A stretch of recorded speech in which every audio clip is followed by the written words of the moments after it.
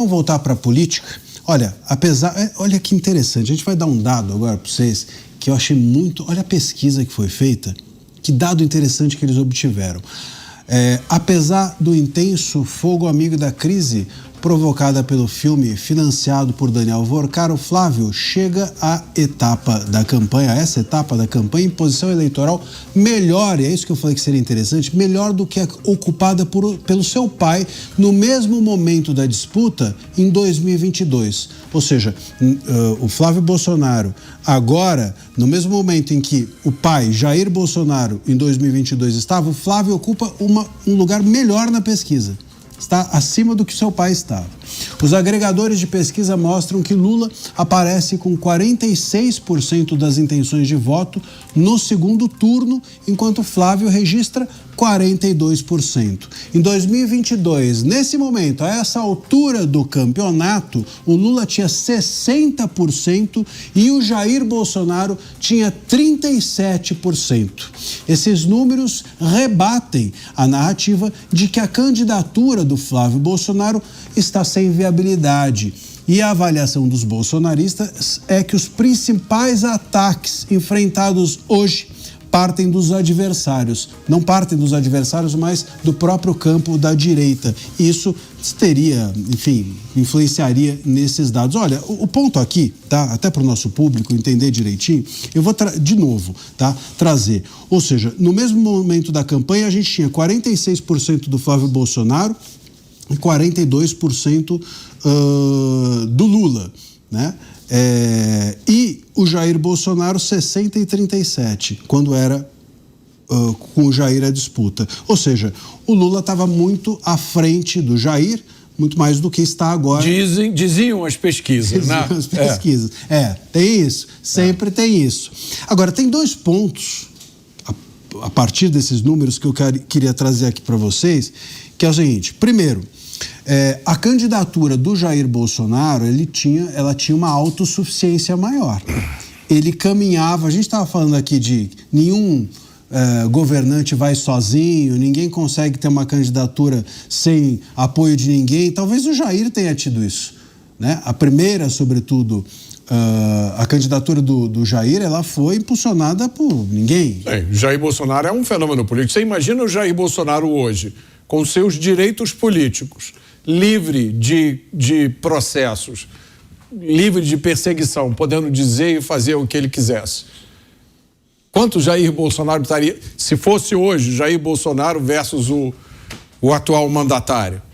Quanto Jair Bolsonaro estaria pontuando hoje? Pois é, então, mas isso é decisivo, né? Porque o Jair estava atrás do Lula muito mais do que o Flávio está atrás do Lula hoje. Assumindo as pesquisas da época. Sim. Que eu, aqui no Pingos nos Is, eu sempre expressei o meu ceticismo em relação a essas pesquisas, né? Eu acho que pesquisa de opinião, e aqui não vai nenhuma teoria da conspiração, isso é um julgamento que não é feito só por mim, tem outras pessoas que pensam da mesma forma no mundo inteiro. Pesquisa de opinião pública tem mais objetivo de informar a opinião pública do que de medir a opinião pública. E aí eu até vou aproveitar, vou usar o mesmo argumento que você usou antes. Tem CPF dessas 1.000 pessoas que responderam essas pesquisas? Porque geralmente essas pesquisas são 2.000 pessoas consultadas por telefone, né? Elas se identificam. 2012. 2.000, por aí. 87. Sempre tem um número quebrado e sempre tem um 3% que não entendeu. Eu nunca consegui compreender como uma pessoa não entende. Você fala assim, você votaria nesse ou naquele? Não entendi a pergunta. Você sabe... Pô, não entendeu, explica. Eu não consigo compreender. Você sabe o que eu acho mais impressionante? É o telefone o seu telefone toca, né? Geralmente deve ser o telefone celular, não é isso? Porque para fazer uma pesquisa, a maioria das pessoas não tem mais telefone fixo. Aí você atende um número desconhecido. A maioria das pessoas não sabe o que é telefone fixo. Pois é. Então, você está com o seu telefone celular, ele toca. Aí é um número desconhecido, você não sabe quem é. Aí você resolve atender. Aí a pessoa do outro lado pergunta, eu estou fazendo uma pesquisa e gostaríamos de saber em quem você vai votar. Aí você se dispõe a responder 5, 10, 15 perguntas e dizer para um desconhecido a sua opinião sobre política. Já aconteceu com você? Já ligaram para você alguma vez? Já ligaram alguma vez para você para fazer pesquisa de opinião? Uma vez foi esse ano. Você não entendeu a pergunta. E você... Eu fiquei meio estranho, achando, e eu falei assim, bom, eu vou tentar ver até onde vai isso. Mas realmente, para nas perguntas e no final ele simplesmente desliga, assim, não pergunta nome ou CPF, etc. Mas era para pesquisa eleitoral? Para o estado de São Paulo. Uma única vez, em 44 anos que eu tenho. Bom. Tá melhor do que eu. Eu também nunca passei por essa. Agora, de qualquer forma, vamos lá, dando a premissa, assumindo o mundo ideal, né? Que nem exercício de física, né? Tirando o vento, tirando o atrito, etc. A gente tem aqui a campanha do Jair com muito mais fôlego de seguir sozinha do que a do Flávio. Então, quer dizer, o Flávio, para manter essa liderança, vamos dizer assim, que é o que essa notícia, a partir dessas pesquisas, traz, ele vai precisar desse apoio que a gente já começou o programa falando do Centrão. E ele tem um outro dado interessante aqui, que é o seguinte: nesse mesmo momento, o Flávio Bolsonaro tem palanque em 20 estados. Também isso traz aqui a notícia. Enquanto o Jair Bolsonaro, naquela mesma época, tinha palanque em 10 estados. Então, o Flávio está costurando, está viabilizando também a sua campanha por meio de costuras que não necessariamente o Jair fez ou acreditou que precisasse ser feita na época dele. Isso também expõe uma diferença entre eles. Eu acho que o Flávio assume que não tem essa autossuficiência na campanha dele. Ele sabe que ele não vai sozinho e talvez até por isso que busque interromper a relação dele com o pai, não é? Mas eu acho que eu fiquei pensando nessa comparação e me parece uma coisa completamente despropositada. Porque o Flávio é completamente diferente do Jair. O Brasil de hoje é completamente diferente do Brasil de 2022. Se a gente parar para pensar nas coisas que estão acontecendo agora... Tinha Brasil em 2022?